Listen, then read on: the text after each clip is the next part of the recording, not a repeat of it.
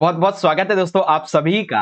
आज की ये वीडियो बहुत ज्यादा इंपॉर्टेंट होने वाली है क्लास 12th की सोशियोलॉजी यानी कि समाज शास्त्र सब्जेक्ट के लिए। तो बेसिकली बच्चों, कल यानी कि 22 दिसंबर 2022 को सोशियोलॉजी सब्जेक्ट का आपको जो प्री बोर्ड का पेपर है, प्री बोर्ड का जो एग्जाम होने वाला है, ठीक है, इससे संबंधित इस वीडियो में हम एक most important sample question paper को बच्चों बहुत अच्छी तरीके से यहाँ पे समझने वाले हैं और हर एक क्वेश्चन आंसर को आपको बहुत अच्छे से एक्सप्लेन करके समझाया जाएगा, ठीक है। और इस वीडियो में, इस पेपर में हम जितने भी क्वेश्चन को डिस्कस करने वाले हैं, ये आपको बहुत ज्यादा हेल्प करेंगे आपके सोशियोलॉजी के प्री बोर्ड एग्जाम में, ठीक है। और याद रखिए एक इंपॉर्टेंट बात कि ये पेपर आपके प्री बोर्ड एग्जाम के लिए इंपॉर्टेंट है और 2023 में सोशियोलॉजी का आपका जो बोर्ड का पेपर होगा, सीबीएसई बोर्ड का पेपर, उसके लिए भी बहुत ज्यादा इंपॉर्टेंट है, ठीक है बच्चों। तो एक बार शुरू कर देते हैं अपने पेपर के पैटर्न को समझ लेते हैं, फिर आगे देखेंगे। और हाँ, सबसे इंपॉर्टेंट बात कि ये पूरा का पूरा जो पेपर रहेगा, इसे मैं आपको कंप्लीटली हिंदी मीडियम में बहुत अच्छे तरीके से समझाऊंगा। इवन जो इंग्लिश मीडियम के बच्चे हैं उनके लिए भी यहाँ पे आंसर जो प्रोवाइड किए जाएंगे, ठीक है। तो सभी बच्चे जो है वीडियो को कंप्लीटली जरूर देखिएगा, ठीक है। पहले हम 2 से 3 मिनट तक का अपना इंट्रोडक्शन ले लेते हैं, उसके बाद हम पेपर को शुरुआत करेंगे। तो जो नए बच्चे हैं उनके लिए पेपर का पैटर्न समझा देते हैं। टाइमिंग 3 घंटे की रहेगी और मैक्सिमम मार्क्स जो है वो आपके टोटल 80 होने वाले हैं, ठीक है, यानी कि पेपर आपका 80 नंबर का आएगा।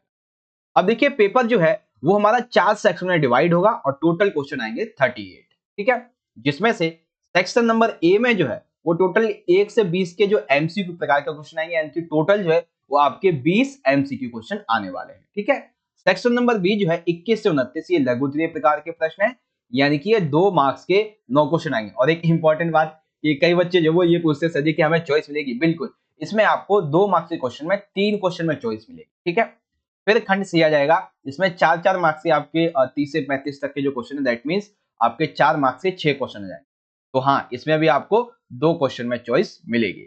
फिर आ जाएगा खंड नंबर डी, जिसमें हमारे 6 मार्क्स के टोटल जो है वो 3 क्वेश्चन होने वाले हैं दीर्घ उत्तरीय प्रश्न। तो 6 मार्क्स के इन 3 क्वेश्चन में एक क्वेश्चन में आपको चॉइस मिल जाए, ठीक है। तो ये है हमारा कंप्लीट पेपर का पैटर्न।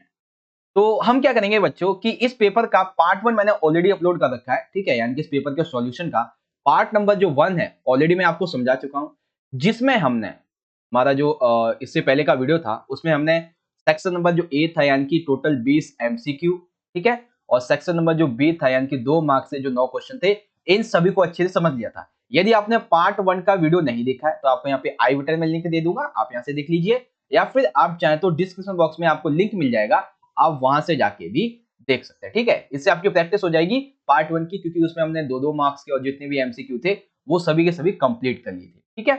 तो आज की इस वीडियो में हम हमारा जो सेक्शन नंबर सी रहेगा और डी रहेगा, ठीक है, इन सभी को कंप्लीट करने वाले हैं, ओके। अब जो बच्चे इंग्लिश मीडियम में पढ़ते हैं तो उनके लिए आप देख सकते हैं यहाँ पे आपको पेपर का पैटर्न समझ में आ जाएगा, इंग्लिश में आप पढ़ लीजिएगा इजीली, ठीक है। अच्छा, अब एक बार मैं आपको पहले पेपर का जो पुराना पार्ट था, पार्ट नंबर ए, वो बता देता हूँ, ठीक है। तो पार्ट ए जो है हमारा, जो मैंने कल अपलोड किया था, ये इसमें टोटल 20 एमसीक्यू क्वेश्चन थे हमारे, ठीक है। अब इन 20 एमसीक्यू में आप देख सकते हैं सबसे पहले एमसीक्यू क्या था, हिंदी इंग्लिश दोनों में समझाया था, ठीक है। उसके बाद तीसरा क्वेश्चन, चौथा क्वेश्चन, फिर पांचवा क्वेश्चन जो है वो अभिकथन कारण वाला आएगा। टोटल जो है वो आपके 4 क्वेश्चन आएंगे अभिकथन कारण वाले, कम से कम 4, ठीक है। फिर एक क्वेश्चन आपका देखिए कथनों पर विचार करने वाला था। तो ऐसे ही मैंने आपको हर एक क्वेश्चन बहुत अच्छे तरीके से समझाया था, ठीक है।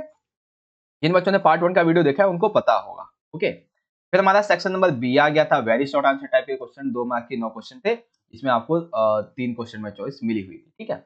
अब क्वेश्चन 21 देख सकते हैं, सामाजिक आंदोलनों के प्रकार। उसके बाद क्वेश्चन 22 में आपको चॉइस मिल गई थी। तो इस तरीके से हर एक क्वेश्चन को हमने बहुत अच्छे तरीके से यहाँ पे समझ लिया, ठीक है। आज का जो हमारा मेन टॉपिक है वो है सेक्शन नंबर सी प्लस में डी, ठीक है, सेक्शन सी प्लस डी। तो देखते हैं एक बार और समझते हैं सारी चीजों को। देखिए सबसे पहले हमारा क्वेश्चन नंबर जो है वो यहाँ से स्टार्ट हो जाएगा, क्वेश्चन नंबर 30 से। सामाजिक आंदोलन के लक्षण लिखिए, ठीक है, 4 मार्क्स का। दैट मींस हमको क्या समझाना है, जो भी सोशल मूवमेंट्स होते हैं, सामाजिक जो आंदोलन आंदोलन होते हैं, इनके क्या क्या लक्षण होते हैं, ठीक है। तो आपको मैं एक अच्छे एग्जाम्पल के जरिए यहाँ पे समझाऊंगा पूरा का पूरा क्वेश्चन, ठीक है। देखो, कोई भी सामाजिक आंदोलन होता है वो किस हित में चलाया जाता है, किसके लिए चलाया जाता है। बेसिकली हर एक सामाजिक आंदोलन का मेन उद्देश्य क्या होता है, ये सामाजिक आंदोलन जो वो सामाजिक हित की बात करते हैं, ठीक है, यानी कि ये जनहित मामले में परिवर्तन के लिए होते हैं, ठीक है। फॉर एग्जाम्पल कैसे भाई, जैसे मान लेते हैं किसी जंगल एरिया पे कोई आदिवासी रहते हैं, ठीक है, तो सरकार के द्वारा जबरन उन्हें जंगल से हटा देना, इसके विरोध में आंदोलन करना, ये होता है सामाजिक आंदोलन। वहीं मान लेते कहीं पे कोई खनन किया जा रहा है, ठीक है, कोई अन्य कारण है जिसकी वजह से उन लोगों को वहां से हटाना पड़ रहा है, तो कम से कम चलो ठीक है हटाया कोई बात नहीं, कम से कम दूसरी जगह उन्हें बसाओ तो सही, रोटी कपड़ा मकान तो दो उन्हें, ये भी नहीं दिए जाते। तो इसी वजह से ऐसे आंदोलन जो है वो जन्म लेते हैं, ठीक है। अब इसमें एक और एग्जांपल हम ले लेते हैं, मान लेते हैं कि जैसे अंग्रेज जो आए थे हमारे टाइम पे, जब हम पे शासन कर रहे थे, तो इन्होंने सती प्रथा को खत्म करने के लिए कानून बनाया था, ठीक है। तो सिंपल सी बात है भाई कि हमारे धर्म के जितने भी लोग थे वो भड़क उठे, तो उन्होंने अपने एक धर्म सभा बनाई और अंग्रेजों से कहा कि तुमने सती प्रथा को बंद करने का, खत्म करने का जो कानून बनाया है उसे हटा दो, क्योंकि ये हमारे धर्म की बात है, आप हमारे धर्म में इंटरफेस नहीं कर सकते हो, ठीक है। तो ये कैसे थे, ये धर्म के संबंध में सामाजिक आंदोलन थे। तो ऐसे ऐसे कुछ कुछ आंदोलन हो जाते हैं। अब हर एक आंदोलन के लिए जरूरी होता है एक संगठन का होना, क्योंकि जब तक संगठन नहीं होगा तब तक आप लंबे समय तक गतिविधि नहीं कर सकते हो, उसका विरोध नहीं कर सकते हो, ठीक है। और लंबे समय तक गतिविधियां करनी है तो इसके लिए एक समूह होना चाहिए अच्छा खासा, जो कि उसको लीड कर सके, ठीक है। अब देखो कोई भी आंदोलन हो, चाहे सती प्रथा के विरुद्ध आंदोलन हो, ठीक है, चाहे जो अन्य कोई भी आंदोलन, तो उसमें कौन से लोग भाग लेंगे, वही लोग भाग लेंगे ना जिनका उद्देश्य वो होगा, विचारधारा वो होगी। मान लेते सती प्रथा का आंदोलन है, तो सती प्रथा को सती प्रथा हिंदू धर्म की बात हो रही है, तो क्या इसमें मुस्लिम धर्म का कोई व्यक्ति शामिल होना चाहेगा? नहीं होगा भाई। क्यों? क्योंकि उसके लिए इसका कोई मैटर ही नहीं है, ठीक है। तो इसमें मतलब जो भी सामाजिक आंदोलन होते हैं उसमें जितने भी लोग शामिल होते हैं उनका उद्देश्य और उनकी विचारधारा जो होती है वो एक ही जैसी होती है, ठीक है। तो ये कंप्लीट फॉर्मेशन है एक सामाजिक आंदोलन की, ठीक है। आप यहाँ पे जो आंसर दिया गया आप उसे पढ़ लेना, बाकी मैंने आपको समझा दिया एकदम आसान तरीके, ठीक है बच्चों। तो ये होता है हमारा सामाजिक आंदोलन का पूरा फंडा। ओके, वेल, अब यहाँ पे आप इसे इंग्लिश में देख सकते हो कि right the characteristics of the social movements. तो सोशल मूवमेंट्स की यहाँ पे क्या क्या विशेषताएं होती हैं वो आप इजीली, या फिर क्या क्या इसके लक्षण होते हैं वो इजीली आप यहाँ से रीड आउट कर सकते हैं, ठीक है। ये हो गया हमारा क्वेश्चन नंबर 30। अब बात करते हैं क्वेश्चन नंबर 31 की। तो 31 जो है वो बेसिकली थोड़ा सा यहाँ पे घुमा के पूछा गया है, प्रवासी श्रमिकों की समस्याएं क्या क्या होती है। बेसिकली देखो यहाँ पे दो क्वेश्चन एक ही में ऐड है, एक तो महिलाओं के संबंध में और एक है खुद जो पुरुष होते हैं उनके संबंध में, ठीक है। तो पहले हम पुरुषों के संबंध में बात करेंगे, फिर महिलाओं के संबंध में। तो पुरुष जो होते हैं बेसिकली कई पुरुषों को अपने परिवारों के गांव को छोड़कर अकेले जाना पड़ता है, ठीक है। मान लेते कोई व्यक्ति जो है वो यूपी में रहता है, ठीक है, तो उसको काम की तलाश में दिल्ली, हरियाणा, पंजाब, अनदर जो जो भी स्टेट्स है वहां पे जाना पड़ता है काम के लिए, और वो कैसा जाता है, अकेला जाता है। तो अकेला जाता है तो इसकी वजह से क्या होता है, वो हमेशा अकेलेपन का शिकार होता है, ठीक है, अकेलेपन का शिकार होता है। साथ ही वो वहाँ का जो समाज होता है, वो एरिया, जो क्षेत्र, वो जो लोग होते हैं उनके साथ में अच्छे से अपना तालमेल नहीं बैठा पाता है, ठीक है, जिससे उसकी जो दिनचर्या है, उसका जो जीवन है वो एक तरीके से होता है कि बहुत कठिन हो जाता है, ठीक है। अब महिलाओं के संबंध में बात कर लेते हैं। तो एक उदाहरण दिया गया है कि तट रेखा के साथ में मछली प्रसंस्करण संयंत्र तमिलनाडु, कर्नाटक, केरल, यहाँ पे ज्यादातर जो महिलाएं हैं वो एकल युवा महिलाओं को रोजगार मिलता है, ठीक है। अब जब महिलाओं को यहाँ पे रोजगार मिलता है तो ज्यादातर महिलाएं यहाँ पे आएंगी, तो महिलाएं आती हैं तो उनमें से 10-12 एक बेसिकली क्या होता है, एक छोटे कमरे में 10 से 12 महिलाओं को रखा जाता है। लेकिन फिर भी रोजगार इतना ज्यादा है, महिलाएं इतनी ज्यादा भाग लेती हैं रोजगारों में, तो उनके लिए अलग से जगह भी बनानी पड़ती है। युवा महिलाओं को एक दयनीय कार्यकर्ता है, विनम्र कार्यकर्ता के रूप में भी देखा जाता है, ठीक है। तो ये इसकी बेसिकली प्रवासियों की समस्या है। और भी आप देखो प्रवासी है यानी कि जब कि कोई व्यक्ति एक रीजन से दूसरे रीजन में जाता है, स्टेट से दूसरी स्टेट में जाता है, तो उसको बहुत सारी समस्याओं का सामना करना पड़ता है। तो उसमें आप अपनी तरफ से भी कुछ कुछ ऐड करके आंसर लिख सकते हो, ठीक है बच्चों। आई होप आपको समझ में आ गया होगा। अब इसी क्वेश्चन को आप इंग्लिश में देख सकते हैं कि what are the problems of migrant workers. तो मिग्रेंट वर्कर्स की क्या क्या यहाँ पे प्रॉब्लम्स होते हैं वो इजीली आप यहाँ पे देख सकते हैं। ओके बच्चों, तो अब हम बात करते हैं क्वेश्चन नंबर 32 की, जिसमें हमें एक चॉइस मिल चुकी है, ठीक है, बहुत अच्छी बात है। क्वेश्चन नंबर 4 के मतलब पहले तीसरे क्वेश्चन में चॉइस मिल गई। जाति की विशेषताएं ही इसे वर्ण से अलग करती है, यानी कि जाति की जो विशेषता है वही इसे वर्ण से अलग करती है। कथन के संदर्भ में जाति की विशेषताएं, देखो सिंपल सा आपको क्या बताना है भैया, जो जाति की विशेषताएं हैं ये क्या क्या होती है, ठीक है। और दूसरा क्वेश्चन इसी से संबंधित है, अस्पृश्यता यानी कि छुआछूत जो है इसके क्या क्या आयाम। तो पहले हम जाति की विशेषताओं को समझेंगे फिर आगे बढ़ेंगे, ठीक है। तो देखो जाति कैसी होती है भाई, जाति जो है वो जन्म पर आधारित होती है, ठीक है, जन्म से निर्धारित, यानी कि आप किसी भी जाति के हैं तो वो इस पे डिपेंड करता है कि आप किस मतलब कि आपका जन्म किस जाति में हुआ, ठीक है, ब्राह्मण में, शुद्ध में या फिर अन्य जातियां जो है उसकी बात होती है। जाति अगर आपसे एमसीक्यू में पूछ लिया जाए कितनी है, तो लगभग जो है, यहाँ पे देखो मैं वर्ड यूज कर रहा हूँ कौन सा, लगभग, ये आपकी किताब में भी यूज किया गया कि लगभग 3000 जातियां जो है वो वर्तमान में एग्जिस्ट करती हैं, ठीक है। सेकंड पॉइंट, विवाह संबंधी कठोर नियम। तो जाति जो होती है इसके संबंध में, विवाह के संबंध में बहुत कठोर नियम होते हैं। बेसिकली जाति अपने सदस्यों पर विवाह संबंधी कठोर नियम लागू करती है। जाति समूह सजातीय होते हैं, अर्थात वह अपनी जाति समूह में ही विवाह करेंगे, किसी अन्य जाति समूह में नहीं करेंगे। यदि ऐसा करते हैं तो समाज उन्हें धिक्कारता है, ठीक है ना, उन्हें अच्छा नहीं मानता। जाति जो है वो अपने सदस्यों पर खान-पान संबंधी नियम भी लागू करती है। कैसे भाई?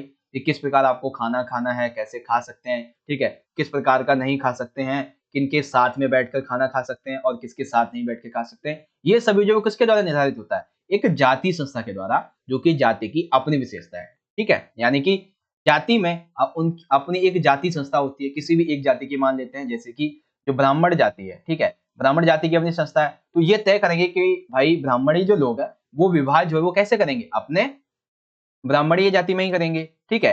साथ ही खान-पान किसके साथ में करेंगे? अपने ब्राह्मणीय जाति के लोगों के साथ ही करेंगे, ठीक है? और भी अन्य कोई राजा वगैरह है, कोई क्षत्रिय वगैरह है, तो उसके साथ में कैसा उनको व्यवहार करना है, ये सभी चीजें कौन निर्धारित करता है? एक जाति संस्था होती है जाति में, वो निर्धारित करती है, ठीक है? उसके बाद जाति जो है वो एक खंडात्मक संगठन है, अर्थात जातियों में उपजाति है। जैसे मान लेते हैं ये ब्राह्मण है, ठीक है? तो मैंने एग्जाम्पल के लिए ले रखा है, ठीक है ना? ये एग्जाम्पल के लिए मान लेते ब्राह्मण है, ठीक है? मान लेते हैं प्रजापति है, मान लेते हैं कि ठाकुर है, तो इनके अंदर में ये तो जाति हो गई, इसके अंदर में छोटी-छोटी और उपजातियां बसी हुई होती हैं, ठीक है? साथ ही जाति जो है, जाति अधिक्रम पर आधारित व्यवस्था है। जाति में प्रत्येक जाति को निर्धारित स्थान प्राप्त होता है। सिंपल सी बात है, कोई जाति है तो उसका एक स्थान निर्धारित होता है। ब्राह्मण है तो उसे कैसा सम्मान दिया जाएगा, शूद्र है तो कैसा सम्मान दिया जाएगा। जाति व्यवस्था में व्यवसाय वंशानुगत होते हैं, ठीक है? मान लेते हैं कि कोई व्यक्ति जो है वो ब्राह्मणीय जाति में जन्मा है, तो वंशानुगत का मतलब होगा कि वो ब्राह्मण जो कार्य करते हैं वही करेगा, अर्थात इसमें व्यवसाय के चयन पर रोक होती है, ठीक है? तो ये है जाति की विशेषताएं, ठीक है? सारी की सारी चीजें आई होप आपको अच्छे समझ में आ गई होंगी। क्या क्या विशेषताएं भाई जाति की? देखो सबसे पहली जो विशेषता है वो तो एक सेकंड, सबसे पहली विशेषता ये है कि ये जन्म से निर्धारित होती है। दूसरी ये है कि भाई विवाह से संबंधित कठोर नियम होते हैं, अपनी जाति में विवाह करेंगे। तीसरी ये है कि जाति संस्था के द्वारा क्या खाना है, किसके साथ खाना है, कैसा व्यवहार करना है किसके साथ में, ये सभी जो है वो जाति संस्था निर्धारित करती है। जातियों के अंदर में छोटी-छोटी उपजातियां पाई जाती हैं। जाति में बेसिकली हर एक जाति को उसके अकॉर्डिंग सम्मान प्राप्त होता है, और जाति में जो व्यवसाय है वो वंश के आधार पे होते हैं, यानी कि इसमें चॉइस नहीं होती, ठीक है? तो ये क्या है? ये जाति की कुछ-कुछ विशेषताएं, ठीक है बच्चों? आई होप जाति के बारे में ये पॉइंट आप समझ गए होंगे। अब जो हमारा दूसरा क्वेश्चन है इसी में कि अस्पृश्यता के आयाम लिखिए, ठीक है?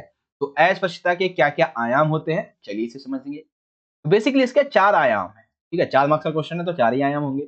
सबसे पहला है अपवादजन, या फिर कह सकते हो बहिष्कार। इसका मतलब क्या है भाई? तो इसका मतलब ये होता है कि पेयजल के सामान्य स्रोतों से पानी नहीं लेने दिया जाता। सामाजिक उत्सव समारोह में भाग नहीं ले सकते। धार्मिक उत्सव पर ढोल नगाड़े बजाना भी निषिद्ध होता है।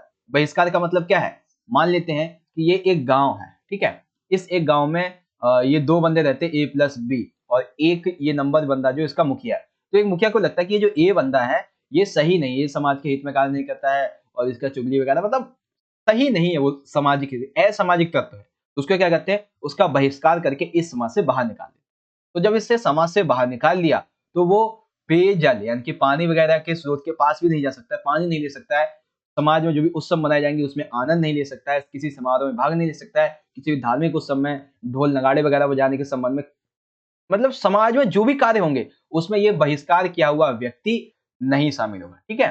तो ये यहाँ पे देखा जाता है। दूसरा आ जाता है अनादर और अधीनता सूचक। इसका मतलब है टोपी या फिर पगड़ी उतारना, जूतों को उतारकर हाथ में पकड़ ले जाना, सिर झुकाकर खड़े रहना, साफ या चमचमाते हुए कपड़े नहीं पहनना।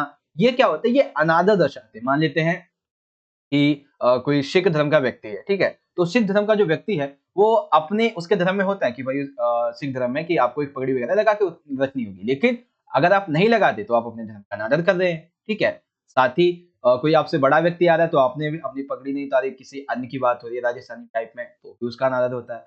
जूते को उतार कर आप हाथ में पकड़ कर चले जा रहे हैं तो ये भी अनादर है भाई लोगों का, ठीक है ना? तो ये सारी चीजें होती है, अच्छे कपड़े नहीं पहनते हैं तो इस ये क्या है, ये अस्पष्टता आ जाती है कि भाई तुम ऐसा करते हो हम तुमसे नहीं बोलेंगे, जाओ तुम्हारे धर्म की मतलब बेइज्जती टाइप में करते हो, ये सारी चीजें। ठीक। फिर तीसरा है शोषण व आश्रितता, मतलब कि उन्हें बेगार करनी पड़ती है। बेसिकली अस्पष्टता क्या है, तीसरा आयाम वह शोषण करने वाला या फिर आश्रित। बेसिकली कुछ समाज में ऐसे बड़े वर्ग होते हैं, बड़े लोग होते हैं जो गरीब लोगों का शोषण करते हैं और पूरी तरीके से उन्हें मजबूर करते हैं कि वो उन्हीं लोगों पर आश्रित हैं। तो इसीलिए इन शोषण किए हुए लोगों को बेगारी करनी पड़ती है, यानी बिना पैसों के काम करना पड़ता है या फिर पैसा दिया भी जाता है तो वो बहुत कम दिया जाता है। क्या तो ये एक ऐसी अस्पष्टता है। फिर एक है दलित, तो वह लोग जो जाति व्यवस्था में निचले पायदान पर हैं तथा शोषित हैं वो दलित कहलाते हैं और इनके साथ में तो भेदभाव तो इतना ज्यादा किया जाता है जिसकी कोई हद ही नहीं है। ठीक है, लेकिन वर्तमान समय में एक बहुत अच्छी बात है कि हमारा जो भारतीय संविधान है, ठीक है, भारतीय संविधान ने इन दलितों को बहुत ज्यादा आरक्षण दिया हुआ है जो कि इनके लिए बहुत अच्छी बात है। ठीक है, according to constitution, according to जो पॉलिटिशियंस हैं उनके, ठीक है ना? तो ये आपको दोनों क्वेश्चन समझ में आ गए। एक था जाति की क्या क्या विशेषताएं होती हैं इसके बारे में, और दूसरा था अस्पष्टता के क्या क्या आयाम होते हैं। ओके बच्चों, तो ये आपको समझ में आ गया। अब इसी को इंग्लिश में देखेंगे इस तरीके से, it is the characteristics of the caste that make it different from such a one, explain the characteristics of the caste in the context of this statement. लिखेंगे भाई कि क्या क्या इसकी कैरेक्टरिस्टिक होती हैं कास्ट की, तो इन सभी में आप ये जो पॉइंट है इजीली देख सकते हैं। ठीक है, टोटल 5 पॉइंट ये हो गए और एक पॉइंट आपका यहाँ पे नीचे हो गया, बस ये आपको लिख देने पूरे के पूरे। ओके वेल, सेकंड क्वेश्चन है हमारा, सेकंड में पूछा गया है right the dimensions of untouchability. तो अनटचेबिलिटी की क्या क्या डायमेंशंस होते हैं? तो सबसे पहला डायमेंशन है एक्सक्लेशन या फिर एक्सक्लूशन, वही सिंपल सा। ठीक है, D disrespectful and submissive explanation of dependency, sorry explanation and dependency, और उसके बाद आ जाते हैं दलित। ठीक है, तो ये पूरा का पूरा कॉन्सेप्ट था। आई होप आप इजीली तरीके से समझ गए। अब आ जाता है क्वेश्चन नंबर 33। बेसिकली दो क्वेश्चन है और इन क्वेश्चन का आंसर आप भी बहुत आसान तरीके से कर सकते हैं। देखिए क्वेश्चन नंबर 33 कहता है कि अनुच्छेद 29 और अनुच्छेद 30 किस संबंध में है वर्ण के। दैट मीन्स हमें क्या समझाना है कि हमारे भारतीय संविधान में या फिर कह लो कि आपकी किताब में ये जो अनुच्छेद 30 और 29 दिए गए हैं इनका संबंध किससे है, यानी कि इनका आपको वर्णन करना है बेसिकली। ठीक है, तो पहले बात करेंगे अनुच्छेद 19 की। तो भारत के राज्य क्षेत्र या उसके किसी भाषा के निवासी नागरिकों के अनुभाग को जिसकी अपनी विशेष भाषा, लिपि, संस्कृति उसे बनाए रखने का अधिकार होगा, वो अनुच्छेद 29 में कहा गया। सिंपल सी बात है भाई, क्या कहा गया है 29 में? ये कहा गया है कि भारत का हर एक नागरिक अपनी भाषा को, अपनी लिपि को, अपनी संस्कृति को बनाए रखने का उसे अधिकार है, उसको कोई खतरा नहीं होगा। अनुच्छेद 29 में दूसरी बात यह कही गई है कि राज्य के द्वारा पोषित या फिर राज्य निधि से सहायता पाने वाली किसी भी शिक्षा की संस्था में प्रवेश से किसी भी नागरिक को केवल धर्म, मूल, वंश, जाति, भाषा इसके आधार पर वंचित नहीं किया जाएगा। यानी कि राज्य के द्वारा किसी भी अवसर पे नौकरी पाने के लिए शिक्षा संस्था में किसी भी आधार पे धर्म, मूल, वंश, जाति, भाषा, संस्कृति, किसी भी आधार पे कोई भेदभाव उनके साथ में नहीं किया जाएगा, उनको इन सभी के आधार पे वंचित नहीं कर सकते हो आप। ठीक है, तो ये अनुच्छेद 29 कहता है। ठीक है, फिर अनुच्छेद 30 जो है वो इसी का थोड़ा और बड़ा रूप है। यह कहता है कि धर्म या भाषा पर आधारित सभी अल्पसंख्यक वर्गों को अपनी रुचि की शिक्षा संस्थाओं की स्थापना और प्रशासन करने का अधिकार है। ठीक है, अनुच्छेद 30 क्या कहता है कि कोई भी व्यक्ति, कोई भी धार्मिक, भाषागत अपनी एक संस्था खोल सकता है। ठीक है, और उसका प्रशासन कर सकता है। ठीक है, शिक्षा संस्थाओं को सहायता देने में राज्य किसी शिक्षा संस्था के विरुद्ध इस आधार पर विभेद नहीं करेगी कि वह धर्म या भाषा आधारित है किसी अल्पसंख्यक वर्ग के प्रधान।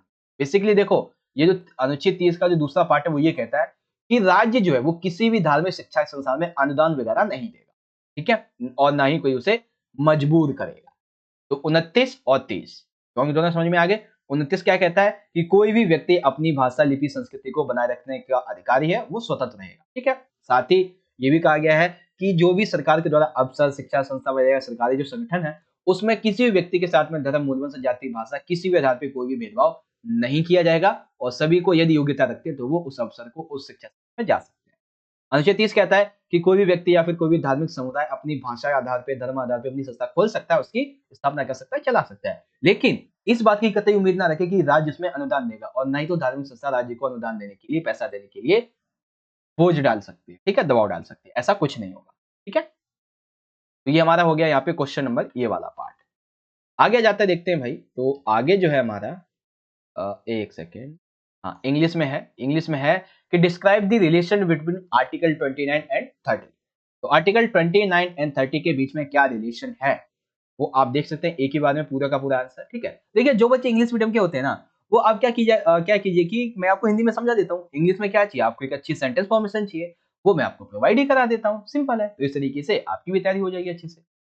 अब आ जाता है क्वेश्चन नंबर 34। 34 में है बच्चों कि मजदूरों का संचार प्रवासी मजदूरों की बढ़ोतरी कृषि से व्यापारीकरण से जुड़ा है, स्पष्ट करो। नहीं समझ आया, दोबारा समझो। देखो, मजदूरों का संचार प्रवासी मजदूरों की बढ़ोतरी कृषि की व्यापारीकरण से जुड़ी। सिंपल सा बात है कि जो कृषि का और जितना ज्यादा व्यापारीकरण होता जा रहा है, कृषि की फसलें, कृषि की उत्पादन जितनी तेजी से बढ़ते जा रहे हैं, उसी वजह से मजदूरों की मांग बढ़ रही है, चाहे वो प्रवासी हो, अप्रवासी हो, स्थानीय हो, हर एक मजदूर की मांग बढ़ती जा रही है, ठीक है। तो इस वजह से जो मजदूरों का संचार है वो कैसे किया जा रहा है, ये सारी चीजें में, ठीक है। तो सेम हमने पहले वही आंसर लिख दिया है, मतलब पॉइंट लिख दिया है। फिर अब हम बात करेंगे अपने मेन आंसर। तो मेन आंसर यहां से शुरू हो जाएगा बच्चों कि मजदूरों तथा भूस्वामियों के बीच में संरक्षण का एक पारंपरिक बंधन टूटना तथा पंजाब जैसे हरित क्रांति के द्वारा संपन्न क्षेत्रों में कृषि मजदूरों की मांग बढ़ने से मौसमी पलायन का एक नया रूप मतलब समझे।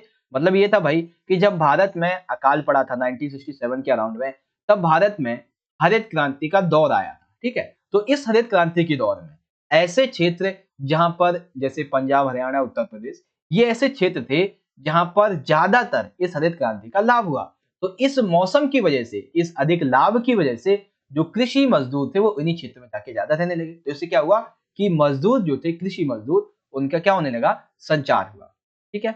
1990 के दशक से आई ग्रामीण असमानताओं ने बहुस्तरीय व्यवसाय की ओर बाध्य किया तथा मजदूरों का पलायन हुआ। दैट मीन्स 1990 के दशक में फिर एक चीज आई कि ग्रामीण लेवल पे असमानताएं होने लगी। तो इसकी वजह से क्या हुआ कि बहुत सारे जो व्यवसाय थे, ठीक है, इनकी तरफ लोगों का ध्यान गया, लोगों ने अपने व्यवसाय करने शुरू कर दिए। इसके लिए भी बहुत ज्यादा मजदूरों की आवश्यकता होती थी।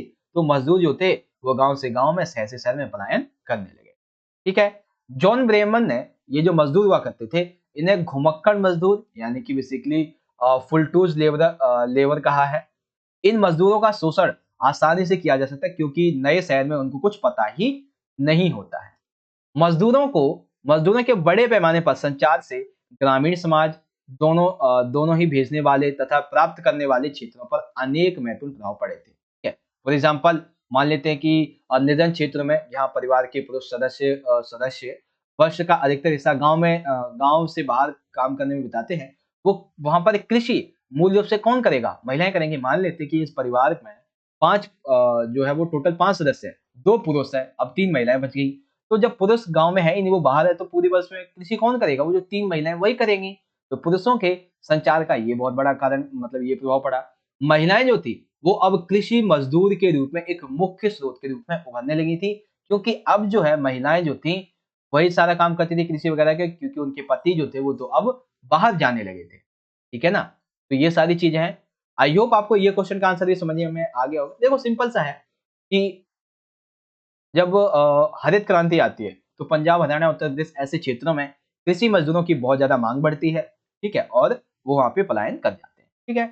1990 के दशक में आप सभी को पता है जब भारत ने अपनी आर्थिक जो नई नीति अपनाई थी, तो इसकी वजह से क्या हुआ कि रोजगार वगैरह बहुत तेजी से बढ़ा शहरों में। तो बहुत सारे जो लोग थे वो व्यवसायों की वजह से कहाँ चले गए, और बेसिकली शहरों में चले गए और मजदूरों का पलायन हुआ, ठीक है। और जब सब कुछ ये हो ही रहा था तो इसका प्रभाव जो था वो ग्रामीण लोगों पे बहुत ज्यादा पड़ा, खास करके महिलाओं पे, क्योंकि महिलाएं जो थी अब उन्हीं को पूरा का पूरा जो कृषि का काम था उनको करना था। तो महिलाएं भी कृषि मजदूरों के रूप में एक मुख्य स्रोत के रूप में उभरने लगी, ठीक है, सिंपल सा। अब इसी क्वेश्चन को आप इंग्लिश में देख सकते हैं इस तरीके से, movement of labour labour the increase in migrant labour is linked to the commercialisation of agriculture, ठीक है। तो कॉलोनाइजेशन एग्रीकल्चर का होता है, तो उस समय जो इमिग्रेंट का बेसिकली जो इमिग्रेंट लेबर है, ये किस तरीके से इसका ये इंक्रीजेस होती है, व्हाटएवर जो भी है सारी चीजें। और हर एक पॉइंट का आंसर आप जो है वो इजीली यहाँ से रीड आउट कर सकते हैं और इस तरीके से आंसर लिख सकते हैं। ओके बच्चों, तो ये आपका जो है वो क्वेश्चन नंबर हो गया यहाँ पे कंप्लीट। अब हम बात करेंगे अगले क्वेश्चन की। क्वेश्चन नंबर है 35। फिर से आपको एक चॉइस मिल गई, यानी कि 4 मार्क्स में, जैसा मैंने बोला था 2 चॉइस मिलेंगी, तो 2 चॉइस का हमारा ये दूसरा क्वेश्चन है। ठीक है बच्चों, दूसरा क्वेश्चन है। देखते हैं भाई क्वेश्चन में हमसे क्या पूछा गया है। तो क्वेश्चन है, राष्ट्रीय परिवार नियोजन कार्यक्रम का वर्णन कीजिए अथवा स्वतंत्र भारत में औद्योगिकरण के महत्वपूर्ण बिंदुओं को समझाइए। बेसिकली हम 2 क्वेश्चन दिए गए हैं हमें, इन दोनों में से हमें कोई एक करना है। आइए एक करके समझते हैं। एक सेकेंड, ये ऊपर कैसे आ गया। हाँ देखो, हम बात कर रहे हैं राष्ट्रीय परिवार नियोजन कार्यक्रम की। तो लिखेंगे इस तरीके से, आंसर जो है इस तरीके से लिखेंगे। सबसे पहला, राष्ट्रीय परिवार नियोजन कार्यक्रम का उद्देश्य क्या था। तो बेसिकली इसका उद्देश्य ये था कि जनसंख्या की जो वृद्धि दर है, इस पर रोक लगाई जा सके, पूरी तरीके से नहीं लेकिन नियंत्रण जो है वो तो किया जा सके। इसमें जन्म नियंत्रण के विभिन्न उपाय सुझाए गए थे। बेसिकली इस राष्ट्रीय परिवार नियोजन कार्यक्रम का सबसे बड़ा उद्देश्य था कि जनसंख्या की वृद्धि को नियंत्रण करें, साथ ही जो जन्म नियंत्रण है इसके लिए कई उपाय इसमें बताए गए। ठीक है, फॉर एग्जाम्पल, पुरुषों के लिए नसबंदी और महिलाओं के लिए नालिकाबंदी। दैट मीन्स पुरुषों की जब नसबंदी कर दी जाएगी, महिलाओं की जब नालिकाबंदी कर दी जाएगी, तो आपस में इन टच होने के बाद भी इनसे संतान पैदा नहीं होगी। ठीक है, जैसा कि हमने राष्ट्रीय आपातकाल 1975-76 में देखा था। आप सभी को पता होगा, इंदिरा गांधी जी ने जो पुरुष थे, ठीक है ना, इन बेसिकली इंदिरा गांधी जी के आदेश के आधार पर ही विभिन्न सरकारी अफसरों ने पुरुषों की पकड़ पकड़ के नसबंदी करवाई थी, ताकि इस समय जनसंख्या जो है वो उस पर नियंत्रण लगाया जा सके, क्योंकि आपातकाल में सभी लोग घर में रहते थे। ठीक है, इससे परिवार नियोजन के कार्यक्रम को बहुत ज्यादा धक्का लगा। ठीक है, तीसरा, कि नई सरकार ने इसे राष्ट्रीय परिवार कल्याण कार्यक्रम का नाम दिया। अब नई सरकार जब आती है तो इसे एक नया नाम दे दिया गया राष्ट्रीय परिवार नियोजन को, क्या, राष्ट्रीय परिवार कल्याण कार्यक्रम। इसमें बेसिकली अब कुछ नए नए दिशा निर्देश आने लगे। कौन कौन से भैया? सबसे पहला तो ये आया भाई कि जनसंख्या वृद्धि की जो दर है और जो स्वरूप है उसको प्रभावित करके सामाजिक दृष्टि से वांछनीय दिशा की ओर ले जाने का प्रयत्न। देखो सिंपल सी बात है, जैसा कि पहले नॉर्मली तौर पे ये जो कार्यक्रम था, राष्ट्रीय परिवार नियोजन कार्यक्रम, ये चल ही रहा था। अब जब नई सरकार आती है आपातकाल के बाद में, तो इसको एक नया नाम दे दिया, क्या, राष्ट्रीय परिवार कल्याण कार्यक्रम। बेसिकली दोनों में कोई ज्यादा डिफरेंस नहीं था, एक ही जैसे थे दोनों के दोनों। ठीक है, इस राष्ट्रीय परिवार कल्याण कार्यक्रम में अधिकतर गरीब और शक्तिहीन लोगों का भारी संख्या में जोर जबरदस्ती से बंदीकरण किया गया और सरकारी कर्मचारियों पर भी दबाव डाला गया। यानी कि ये जो संख्या थी, मतलब कि ये जो नया कार्यक्रम बना, राष्ट्रीय परिवार कल्याण कार्यक्रम, इसमें जबरदस्ती लोगों से बांधीकरण किया गया था। ठीक है, साथ ही जो सरकारी कर्मचारी थे इन पर भी दबाव डाला कि वे लोगों को बांधीकरण के लिए आयोजित शिविरों में बंदीकरण के लिए लाएं, यानी कि नसबंदी के लिए लेके आए। इस कार्यक्रम का जनता में व्यापक रूप से विरोध हुआ, क्योंकि आप जो हमारी जीवन जीने की स्वतंत्रता है, ठीक है, आप उसी पर रोक लगा रहे हो भाई। ऐसा तो होना नहीं चाहिए, जो कि ऑलरेडी आपातकाल में कर चुके हो, अब ऐसा तो नहीं करना चाहिए, है ना। तो ये सारी चीजें थी। तो परिवार नियोजन कार्यक्रम किस तरीके से परिवार कल्याण कार्यक्रम बनता है वो आप यहाँ पे समझ गए इजीली तरीके से। ठीक है, अब इसी क्वेश्चन को, मतलब इस क्वेश्चन के दूसरे पार्ट में हम देखेंगे, तो स्वतंत्र भारत में औद्योगिकरण के लिए महत्वपूर्ण बिंदुओं को समझाइए। तो कौन कौन से भाई महत्वपूर्ण बिंदु हैं स्वतंत्र भारत में औद्योगिकरण के लिए, देखते हैं। तो लिखा हुआ है यहाँ पे, स्वतंत्र भारत में औद्योगिकरण। बेसिकली औद्योगिकरण को स्वतंत्र भारत ने सक्रिय तौर पे बढ़ावा दिया, और ये ऐसा कब हुआ, ये बेसिकली 1991 में, जब भारत ने वैश्वीकरण अपनी नई आर्थिक नीति को अपनाया, उसके बाद में तेजी से बढ़ा। स्वदेशी आंदोलन ने भारत की राष्ट्रीय अर्थव्यवस्था के प्रति निष्ठा को मजबूत कर दिया। स्वदेशी आंदोलन यानी कि जिसमें अंग्रेजों के कपड़े, अंग्रेजों की वस्तु का बहिष्कार किया गया और केवल अपने ही देश की बनाई हुई वस्तुओं को, कपड़ों को पहनने की बात कही गई थी। तो इससे ये पता चला भाई कि जो हमारी राष्ट्रीय अर्थव्यवस्था है, इसके प्रति लोगों की निष्ठा, लोगों का प्यार, लोगों का सम्मान, लोगों का आदर, ये सामने निकल के आया। तीव्र और वृहत औद्योगिकरण के द्वारा आर्थिक स्थिति में सुधार आया और सामाजिक न्याय हो पाया। यानी कि जैसे जैसे हमने औद्योगिकरण को अपनाया, वैश्वीकरण को अपनाया, तो इससे औद्योगिकरण से आर्थिक स्थिति अच्छी हुई और लोगों को सामाजिक न्याय मिलना भी शुरू हो गया। ठीक है, इस समय भारी मशीनीकृत उद्योगों का विकास हुआ। दैट मीन्स इस समय जो था, जब ये औद्योगिकरण प्रक्रिया अपनाएगी तो इस समय बहुत ज्यादा मशीनों को उद्योगों में लगाया जाता था और काम कम पैसों में और अधिक से अधिक किया जाता था। ठीक है। अब कोई भी उद्योग है तो उसमें बनाने के लिए, इन्हें बनाने वाले उद्योग, पब्लिक सेक्टर के विस्तार और बड़े कोऑपरेटिव जो सेक्टर थे, इन सभी को महत्वपूर्ण माना गया, तो रोजगार में भी वृद्धि हुई थी। ठीक है ना। तो ये है पूरी की पूरी कहानी कि भारत में औद्योगिकरण किस तरीके से व्यवस्थित हो पाया था। ओके बच्चों, तो यहाँ पे हमने हमारे ये दोनों क्वेश्चन 35 का जो दोनों क्वेश्चन था, इन दोनों को बहुत अच्छी तरीके से यहाँ पे समझ लिया है। ठीक है बच्चों, आशा करता हूँ आपको समझ में आ गया होगा। अब बात करेंगे इसी के इंग्लिश में, describe the national family planning programme. तो पहले ये नेशनल फैमिली जो प्रोग्राम होता है वो पहले नेशनल फैमिली प्रोग्राम ही होता है, लेकिन आगे जाके ये जब चेंज हो जाता है नई सरकार के तहत, तो इसे कहते हैं नेशनल फैमिली वेलफेयर। ठीक है, प्लानिंग की जगह क्या आ जाता है, वेलफेयर आ जाता है। और आप देख सकते हैं इस तरीके से ये जो पॉइंट है वो आपको इसके आंसर में लिख देना सारे के सारे। ओके बच्चों, चलिए आगे बढ़ते हैं। अब इसी क्वेश्चन में हमारा जो सेकंड पूछा गया था वो ये था कि explain the important points of industrialisation in independent India. कैसे करेंगे भाई, इजीली आप देख सकते हैं यहाँ से। अब हाँ, industrialisation in India, sorry industrialisation in independent India, तो उसके बारे में आप ये जो 5 पॉइंट है वो यहाँ से लिख देंगे। ठीक बच्चों, चलिए आगे देखेंगे। तो अब आएगा हमारा खंड नंबर डी। खंड नंबर डी में हमारा जो पहला क्वेश्चन रहेगा वो देखो इस तरीके का होगा, या तो आपसे एक चित्र पूछ लिया जाएगा, ठीक है, या तो आपको एक पैसेज दे दिया जाएगा। ठीक है, एक चित्र वाला भी आएगा, एक पैसेज वाला भी आएगा। तो पैसेज के आधार पे देखिए 36 है हरित क्रांति का पहला चरण, 2+4, यानी कि एक इसमें जो पहला क्वेश्चन है वो 2 मार्क्स का है, दूसरा क्वेश्चन आपका 4 मार्क्स का। तो हरित क्रांति के पहले चरण को पढ़ें क्या एक बार, चलो पढ़ लेते हैं। ठीक है, हाँ पढ़ लेते हैं। देखो 1960-70 के दशक में कृषि आधुनिकीकरण का सरकारी कार्यक्रम जैसे आर्थिक सहायता अंतर्राष्ट्रीय संस्थाओं द्वारा दी गई थी, तथा यह अधिक उत्पादकता वाले संकर बीजों के साथ कीटनाशक खादों तथा किसानों के लिए अन्य निवेश पर केंद्रित थी। इस क्रांति के कारण मध्यम तथा बड़े किसान ही नई तकनीक का लाभ उठा सके। ज्यादातर कृषक स्वयं के लिए ही उत्पादन कर पाते थे तथा बाजार के लिए असमर्थ होते थे। इन्हें सीमांत या फिर जीवन निर्वाही कृषि तथा आमतौर पे कृषक की संज्ञा दी गई है। कई मामलों में पट्टीदार कृषक बेदखल भी हुए, क्योंकि भूस्वामियों ने अपनी जमीनें वापस ले ली तथा सीधे कृषि कार्य करना अधिक लाभदायक था। किसान वह है जो फसल का कुछ हिस्सा अपने लिए रखता है तथा कुछ हिस्सा बाजार के लिए जुड़ा लेता है, यानी कि उसके लिए एकत्र कर लेता है। कृषक वह है जो फसल का उत्पादन सिर्फ अपने लिए करता है। ठीक है, तो ये हरित क्रांति के पहला चरण था। ठीक है, जिसमें कब कब क्या क्या हुआ, कृषि की क्या क्या परिवर्तन थी, ये सारी चीजें। अब जो दो क्वेश्चन है इनको पढ़ते हैं।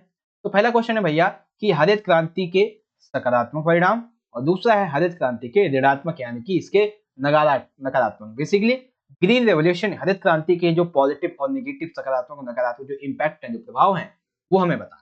ठीक है, तो हरित क्रांति के सबसे पहले हम सकारात्मक देख लेते हैं, उसके बाद हम ऋणात्मक देखेंगे। तो सकारात्मक में सबसे पहले ये है कि हरित क्रांति के दौर में मुख्य रूप से गेहूं तथा जो चावल थे, गेहूं और चावल, इनके उत्पादन पे ज्यादा बल दिया गया था। ठीक है, हरित क्रांति से कुछ क्षेत्र जैसे कि पंजाब, पश्चिमी उत्तर प्रदेश, तटीय आंध्र प्रदेश तथा तमिलनाडु, यही देशों इन्हीं एरियो में चली थी, इन्हीं राज्यों में, और यहीं पे ज्यादातर किसान जो थे उनको लाभ हुआ था। ठीक है, नई तकनीक के द्वारा कृषि उत्पादकता में अतिरिक्त बढ़ोतरी होती है।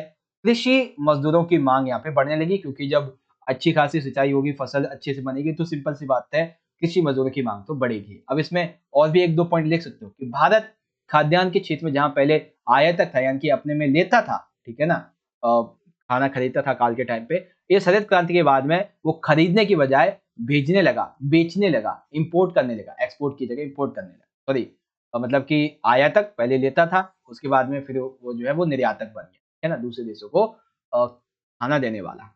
ठीक है, उसके बाद दूसरा है इसमें कि ऋणात्मक क्या थे। तो भाई ऋणात्मक इसके बहुत सारे थे। ऐसे इसका जो लाभ था हरित क्रांति का, वो ऐसे किसानों को हुआ जो ज्यादा बड़े किसान थे, छोटे किसानों को इसका लाभ नहीं हुआ था।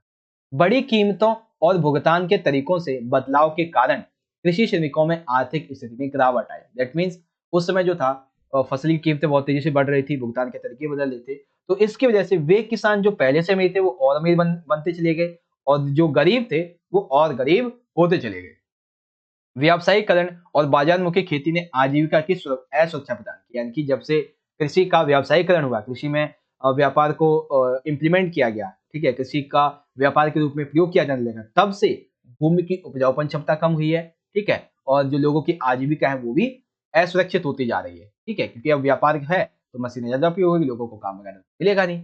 खेतों के तरीकों सॉरी खेतों नहीं खेती करने के जो तरीके थे तथा बीजों के पारंपरिक उपयोग की एक पारंपरिक प्रणाली को नुकसान हुआ, यानी कि नॉर्मल टाइम पे क्या होता था कि एक दो बार खेती जोत ली और उसके बाद में खेती, मतलब पहले के जो तरीके थे खेती के, अब वो वैसे तरीके में कम से कम 50% तक का बदलाव हो गया है, जिसकी वजह से फसल को भी नुकसान होता है, वातावरण को भी नुकसान होता है और भूमि की जो उपजाऊपन क्षमता होती है उसको भी नुकसान होता है, ठीक है।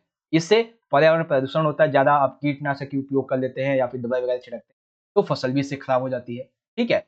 विभेदीकरण यानी कि अमीर और अमीर, गरीब और गरीब हो गया है। इससे क्षेत्रीय असमानता में वृद्धि हुई है, क्योंकि भारत के मात्र से 3 से 4 इलाके थे। कौन से इलाके? ये वाले, पंजाब, पश्चिमी उत्तर प्रदेश, तटीय आंध्र प्रदेश तथा तमिलनाडु।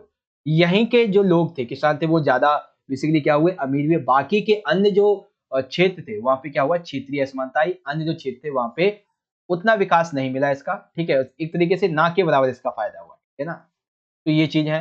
तो हरित क्रांति के सकारात्मक परिणाम, ठीक है, और हरित क्रांति के जो नकारात्मक परिणाम है वो आप इजीली यहाँ से देख सकते हैं, सिंपल सा है। ओके बच्चों, अब इंग्लिश में आ जाएगा first phase of green revolution. तो फर्स्ट फेज क्या है ग्रीन रेवोल्यूशन का, तो आप इजीली यहाँ से पढ़ सकते हैं। बाकी रही बात क्वेश्चन आंसर की, तो वो मैं आपको दिखा देता हूँ, आप इसे चाहे तो पढ़ लीजिए, ठीक है। क्वेश्चन आंसर की बात करेंगे तो पहला क्वेश्चन है बच्चों, what the positive effects of green revolution. तो ग्रीन रेवोल्यूशन के क्या क्या पॉजिटिव इम्पैक्ट्स हैं, इस संबंध में आप जो है वो मेनली इन 4 पॉइंट को लिखेंगे, ठीक है। ये आपके 4 पॉइंट है, positive effect of green revolution, ठीक है। अब जो इसी में सेकंड क्वेश्चन हमारा ऐड है वो ये है कि right the negative effects of green revolution. तो नेगेटिव इफेक्ट क्या है ग्रीन रेवोल्यूशन की, तो वो भी आप एक ही बार में देख सकते हैं यहाँ पे, ठीक है। क्या क्या है हिंदी में मैंने आपको समझा ही दिया, इंग्लिश में आप point A B C D E F G इन सभी को इजीली रीड आउट कर सकते हैं और आप आंसर लिख देंगे, ठीक है बच्चों। तो 37 कंप्लीट हो गया। आगे चलते हैं, अब हम चलते हैं अपने अगले क्वेश्चन की तरफ, जो कि हमारा दिया हुआ एक चित्र पर आधारित। ये सेम क्वेश्चन आपका सीबीएसई ने जो ऑफिशियल सैंपल पेपर दिया हुआ है उसमें ऑलरेडी आया हुआ है, ठीक है। तो वो क्वेश्चन भी एक बार हम यहाँ पे डिस्कस कर लेंगे। तो आप देख सकते हैं यहाँ पे ये एक टेबल दी गई है, ठीक है। इस टेबल में बेसिकली सारणी है तीसरी, भारत में गिरता हुआ स्त्री अनुपात 1901 से 2011 तक। अब इसमें देखिए 1901 से लेके 2011 के बीच तक में जितना भी डाटा है वो पूरा का पूरा डाटा यहाँ पे दिया गया है। और ये डाटा बेसिकली किस किताब से, आपकी जो एनसीईआरटी, ठीक है ना। इंग्लिश में भी एक बार मैं लिख देता हूँ एनसीईआरटी, ठीक है।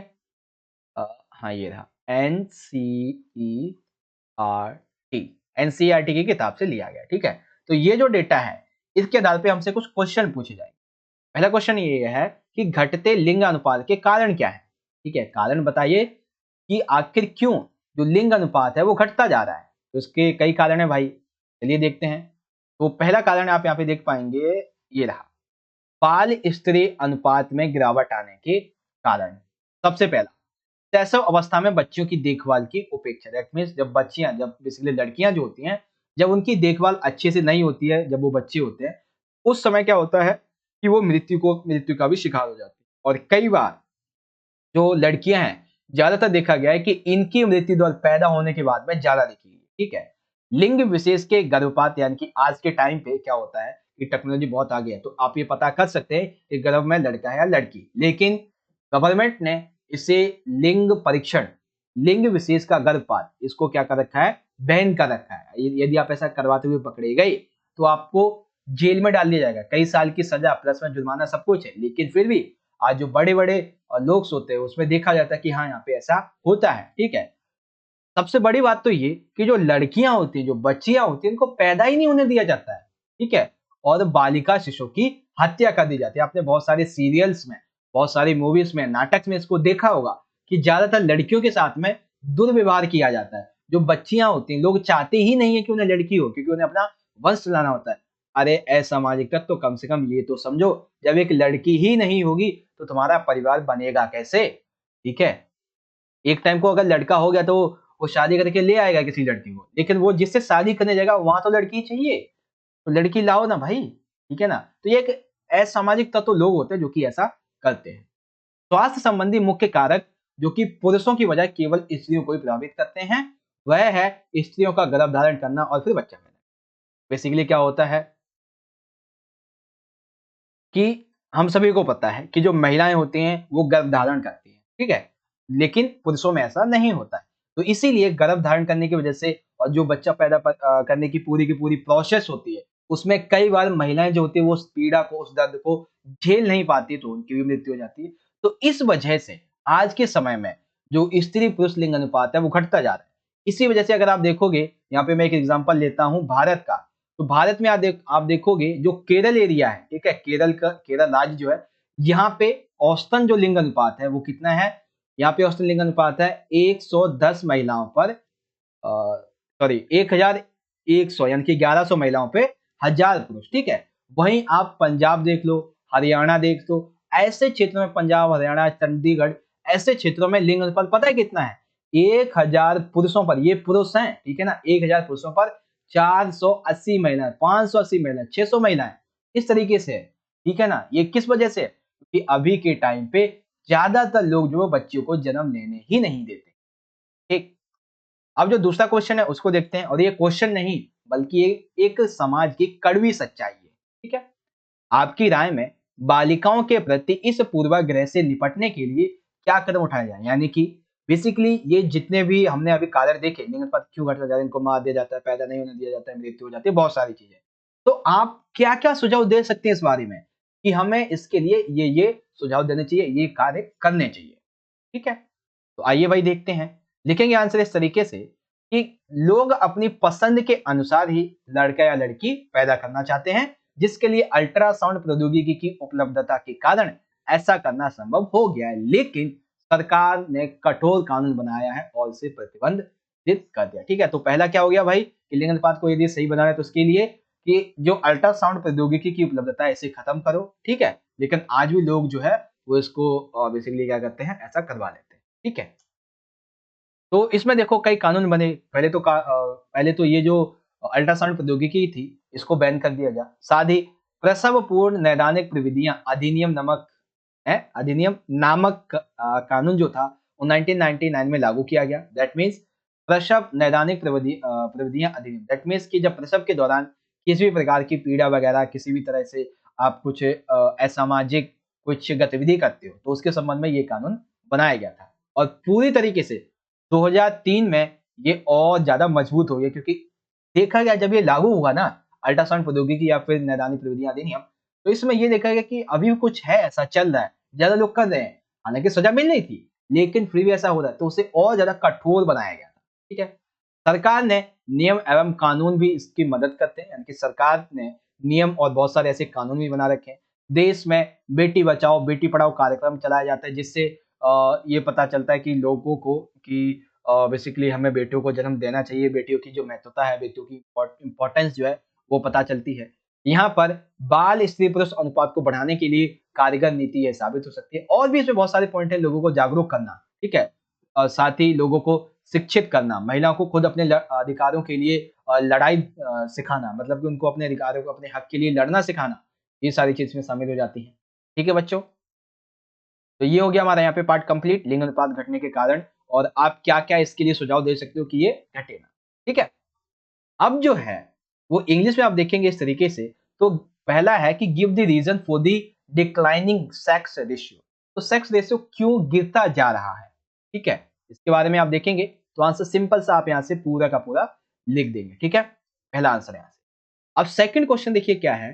सेकंड क्वेश्चन बेसिकली ये है कि in your opinion what step should be taken the deal with this produce against the girl child. तो गर्ल चाइल्ड के संबंध में ये जो बात अभी हमने देखी थी हिंदी में भी, तो सेम आपको वही यहाँ पे सेकंड में इंग्लिश में लिख देने।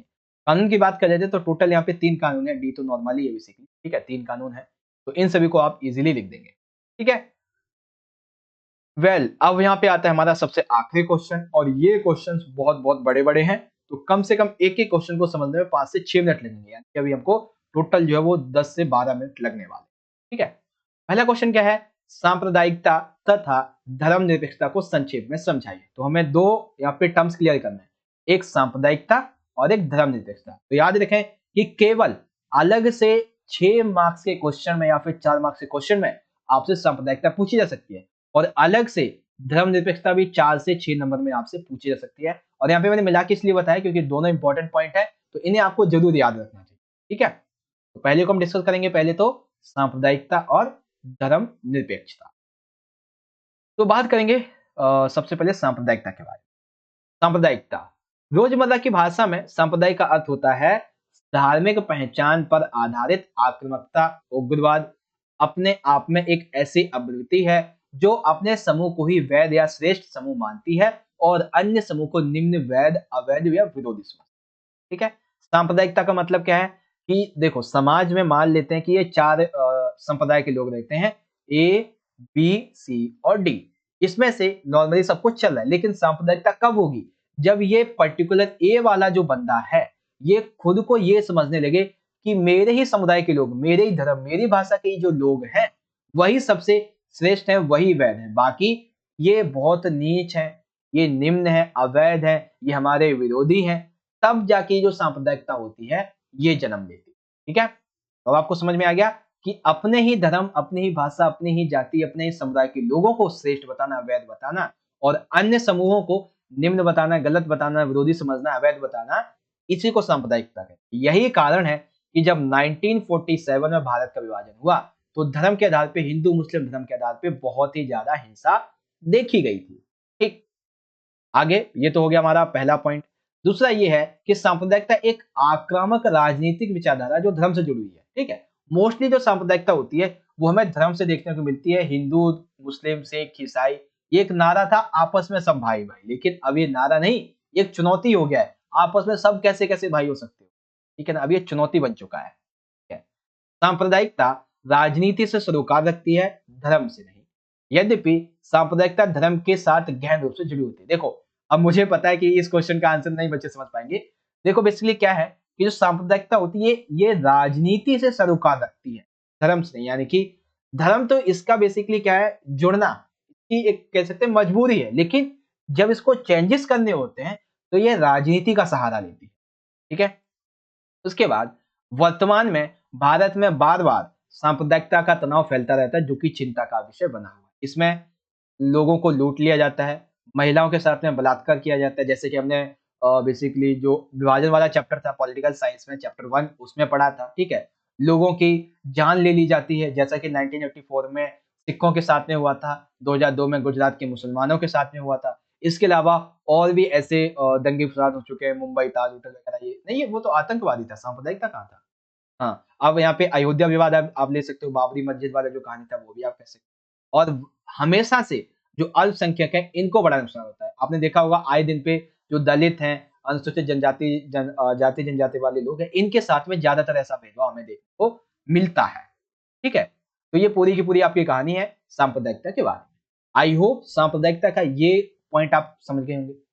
अब बात करेंगे धर्मनिरपेक्षता की। ठीक है, कि भाई धर्मनिरपेक्षता क्या होती है।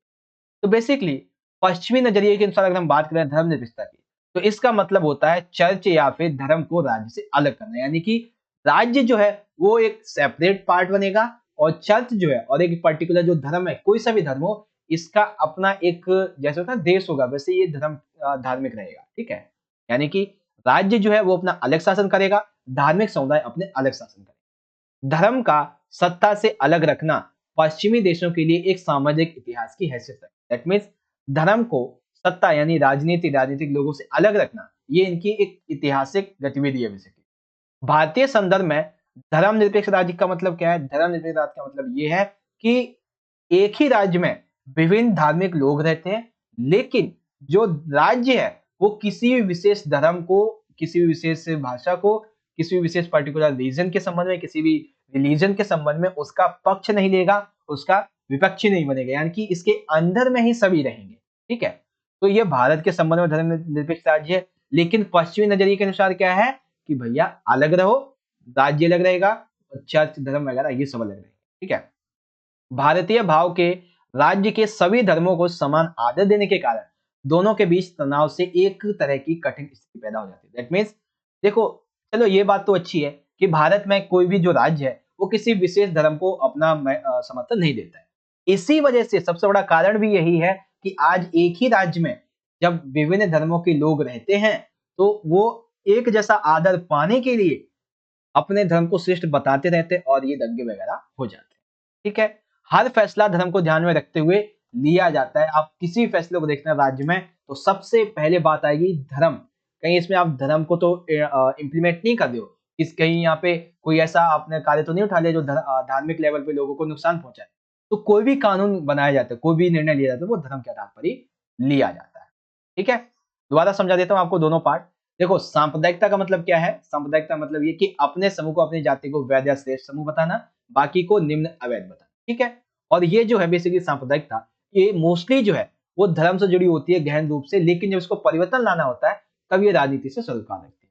ठीक है, भारत में ऐसे बहुत सारे टाइम पीरियड देखे गए हैं, जैसे कि महिलाओं के साथ में बलात्कार कर देना, लोगों को लूटना, लोगों को जान से मार देना, जैसे कि 1984 में सिखों के साथ हुआ, 2002 में गुजरात के मुसलमानों के साथ में हुआ, और भी ऐसे बहुत सारे हैं, जैसे बाबरी मस्जिद कांड था, अयोध्या विवाद जो था वही वाला। ठीक है, और वर्तमान में दलित, अल्पसंख्यक, इन सभी को बहुत ज्यादा नुकसान। ठीक, फिर आ जाता है धर्मनिरपेक्षता। तो धर्मनिरपेक्षता को दो पार्ट में सेपरेट कर दिया गया। ठीक है, एक पार्ट है यूरोप वाला। ठीक है, यूरोप कह लो या फिर पश्चिमी जो देश है इनका कह लो। ठीक है, यहाँ पे मैं लिख भी देता हूँ, जो पश्चिमी देश हैं उनको कह लो, और एक तरफ है भारत वाला। ठीक है, तो पश्चिमी देश कहते हैं कि भैया जो राज्य है, ठीक है, और जो धर्म है ये सेपरेट रहेंगे, अलग अलग रहेंगे। ठीक है, लेकिन भारत कहता है कि भारत के अंदर में ये राज्य भी रहेगा और ये धर्म भी रहेगा, लेकिन इसकी वजह से क्या होता है कि कई बार भारत को कठिनाइयां झेलनी पड़ती है। ठीक है, तो इसी को धर्मनिरपेक्षता कह देते हैं। ठीक है, भारत के संबंध में धर्मनिरपेक्षता का मतलब ये है कि राज्य किसी भी विशेष धर्म को अपना साथ नहीं देगा, पक्ष या विपक्षी नहीं बनेगा। लेकिन पश्चिमी लोग क्या कहते हैं कि भैया चर्च हो गया और जो धर्म हो गया ये अलग रहेंगे और राज्य का पार्ट अलग रहेगा, ये सारी चीजें। ठीक है, दोनों पार्ट दो दो बार मैंने समझा दिया, आई होप आप समझ गए। अब बारी आती है दूसरे क्वेश्चन की।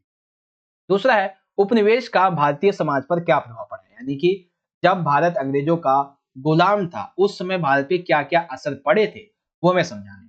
ठीक है, तो देखेंगे भाई, सबसे पहला कि भारत में जितने भी आधुनिक विचार संस्थाएं औपनिवेशिक काल की देन है, और हमारे देश की संसदीय विधि, शिक्षा व्यवस्था, ये ब्रिटिश प्रारूपों व प्रतिमानों पर आधारित है। ये एक बहुत बड़ी बात है बच्चों कि अभी के टाइम पे बहुत सारे ऐसे कार्य हैं जो कि अंग्रेज करके गए थे, वो हमारे लिए अच्छे हैं। जैसे कि आधुनिक जो विचार हैं, बहुत सारी ऐसी संस्थाएं हैं, बहुत सारी ऐसी बैंक से, बहुत सारे ऐसे ऐतिहासिक स्मारकें हैं।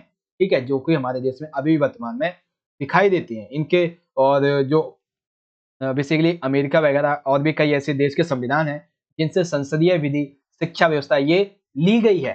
ठीक है ना, हमारे भारतीय संविधान में। तो इससे ये पता चलता है कि हाँ भाई, इन्होंने अच्छा कार्य किया। ठीक है, फॉर एग्जाम्पल सड़कों पर बाएं चलना, ब्रेड आमलेट, कटलेट। कटलेट इसका वैसे मतलब पता नहीं है और बताया भी नहीं है आपकी किताब में। ठीक है, फिर कई बच्चे कहेंगे सर जी ये कटलेट का मतलब क्या होता है। मेरे हिसाब से फैशन डिजाइन हो गया एक तरीके से। ठीक है, साथ ही खाने की चीजें इस्तेमाल करना, जैसे कि खाने की चीज इस्तेमाल करना, फिर नेक टाई पोशाक पहनना, अंग्रेजी भाषा का अत्यधिक उपयोग। तो ये सभी क्या है, ये बेसिकली इनकी व्यवस्थाएं थी अंग्रेजों की, जो कि आज भी हम लोग इनको फॉलो करते हैं, रेड लाइट वगैरह ये सारी चीजों। ठीक है, उपनिवेश का भारतीय समाज पर ब्रितानी उपनिवेशवाद पूंजीवाद व्यवस्था पर आधारित है। नहीं समझे मतलब? देखो, मतलब इतना सा है कि जो भारत में अंग्रेजों ने शासन किया वो एक अलग तरीके की इनकी व्यवस्था थी, जिसे कहते थे ब्रितानी उपनिवेशवाद पूंजीवादी व्यवस्था। ठीक है, इसने आर्थिक व्यवस्था में बड़े पैमाने पर हस्तक्षेप किया, जिसके कारण इससे मजबूती मिली। वस्तुओं का उत्पादन प्रणाली, ये सभी जो विवरण के तरीके थे वो यहाँ पे देखी गई। और भी बहुत सारे पॉइंट हैं।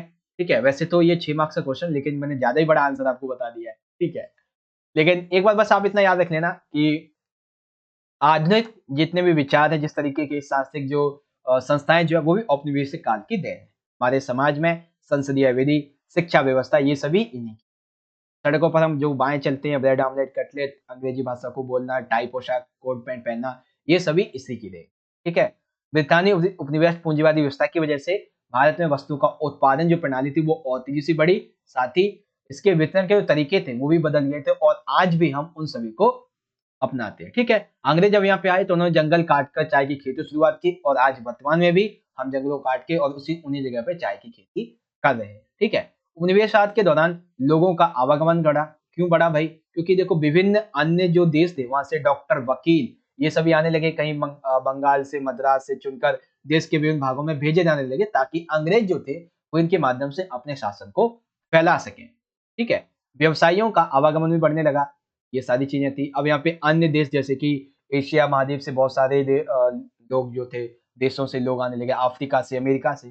तो क्या हुआ कि यहाँ पे जनसंख्या और तेजी से बढ़ने लगी। और आज भी हम देखते हैं कि अगर मैं दिल्ली की बात करूँ तो दिल्ली में एक जगह है जहाँ पे बेसिकली दिल्ली की जो फॉरेन क्या बोलते हैं उसको, नाम याद नहीं आ रहा है मुझे। वैसे उसे हिंदी में दूतावास बोलते हैं। ठीक है, तो यहाँ पे दूतावास में अफ्रीकी, एशिया, अमेरिका, मतलब हर एक देश का आपको दूतावास यहाँ पे देखने को मिल जाएगा। ठीक है, तो ये सारी चीजें हैं। ठीक है, और आज के झारखंड से उन दिनों बहुत से लोग चाय के बागानों में मजदूरी करने के उद्देश्य से जाया करते थे, जैसे असम वगैरह ऐसे क्षेत्रों में। भारतीय मजदूरों एवं दक्ष सेवा कर्मियों को जहाजों के माध्यम से अन्य देश, एशिया, अफ्रीका, अमेरिका यहाँ पे भेजा जाता था। और उस समय अंग्रेजों ने जो भी हमारे सांस्कृतिक वास्तुकला में जो परिवर्तन किए, वो आज हमें देखने को मिलते हैं, जैसे इंडिया गेट, ठीक है, कुतुब मीनार, लाल किला। नहीं, लाल किला अंग्रेजों ने, ये तो मुगल का है बेसिकली, है ना? मतलब इन्होंने जो भी स्मारकें वगैरह बनवाई हैं, तो उन स्मारकों के आधार पे हम ये भी कह सकते हैं बहुत सारे बैंक्स हैं, एसबीआई वगैरह। तो ये सभी जो थी वो किसकी देन है? उपनिवेशवाद की देन है। भारतीय समाज पर इस तरीके से इनका असर पड़ा था। ठीक है, देखो वैसे तो क्वेश्चन का आंसर बहुत बड़ा है, लेकिन मैंने एक सिंपल शॉर्ट में आपको समझा दिया है किस किस तरीके से इन्होंने क्या क्या जो थे वो हमारे देश में बदलाव किए। फिर इंग्लिश में आप देख सकते हैं कि ब्रीफली एक्सप्लेन क्या है, कम्युनलिज्म एंड सेकुलरिज्म। तो कम्युनलिज्म के बारे में आप ये सभी पॉइंट लिख देंगे। ठीक है, ये सारे के सारे आपके आ जाएंगे कम्युनलिज्म के बारे में। ठीक, अब जो इसमें हमारा सेकंड पार्ट था सेकुलरिज्म के बारे में, तो सेकुलरिज्म के बारे में आप ये सभी के सभी पॉइंट लिख देंगे आसान तरीके। ठीक है, उसके बारे में जो हमारा अगला क्वेश्चन था, आप देख लेंगे कि impact of colonialism on Indian society. तो क्या क्या यहाँ पे इम्पैक्ट पड़े हैं वो आप इजीली यहाँ से रीड आउट कर सकते हैं। आपको इतना बड़ा आंसर नहीं लिखना है, आपको छोटा लिखना है, याद रखेंगे। ठीक है, और ये इस तरीके से आपका जो आज का आंसर है ये वाला कंप्लीट हो जाएगा इस तरह से। ठीक है, ज्यादा बड़ा नहीं, आपको छोटा लिखना है, टोटल 6 पॉइंट लिखना है, ज्यादा से ज्यादा। तो इस तरीके से हमारा ये पार्ट भी कंप्लीट हो गया है, और यहाँ पे हिंदी और इंग्लिश दोनों में ही हमने ये सारे के सारे के जो क्वेश्चन थे वो हमने डिस्कस कर लिए हैं। ठीक है बच्चों, तो आई होप कि आपको आज का ये वीडियो पसंद आया होगा, और जो भी क्वेश्चन आंसर मैंने आपको समझाए हैं वो अच्छे से समझ में आ गए होंगे। अगर आप में से किसी भी बच्चे ने खंड नंबर ए और खंड नंबर बी का वीडियो नहीं देखा है तो आप सभी जाइए, आपको डिस्क्रिप्शन बॉक्स में लिंक मिल जाएगा पार्ट नंबर 1 का, वहां से जाके चेक करें और वहां पे आप जो है देख सकते हैं अपने पार्ट 1 की वीडियो। ठीक है, सेक्शन ए एमसीक्यू वाला था, हर एक क्वेश्चन हमने इस तरीके से डिस्कस किया था। अगर आपने वो वीडियोस नहीं देखी हैं तो जाइए देखिए। एंड आई होप बच्चों कि आपको आज का ये जो पेपर है वो बहुत अच्छे तरीके से समझ में आ गया होगा। हर एक क्वेश्चन का आंसर जितना मेरी तरफ से हो सकता है एकदम आसान तरीके से समझाना, वो मैंने आपको यहाँ पे अच्छी तरीके से समझा दिया। ठीक है, बाकी बच्चों मिलते हैं आपसे अगली वीडियो में। देखिए, यदि आपको वीडियो अच्छा लगा, ठीक है, एक सेकेंड, हाँ, यदि आपको वीडियो अच्छा लगा है तो ज्यादा से ज्यादा वीडियो को लाइक करें। ठीक है, और अपने दोस्तों के साथ भी ज्यादा से ज्यादा जरूर शेयर कीजिएगा। और मोस्ट इंपॉर्टेंट, कमेंट बॉक्स में, ठीक है ना, कमेंट बॉक्स में एक बार सभी बच्चे मुझे अपना फीडबैक जरूर देंगे कि यस सर, आपने जो भी हमें समझाया वो समझ में आ गया, और नहीं भी आया है तो जो पार्ट नहीं समझ में आया उसे आप दोबारा से रिप्ले कर लीजिए, आपको पक्का समझ में आ जाए। ठीक है, बाकी आपसे मिलते हैं अगली वीडियो में, तब तक के लिए आप सभी पढ़ते रहें और अपना ख्याल रखिएगा। धन्यवाद। जय हिंद, वंदे मातरम।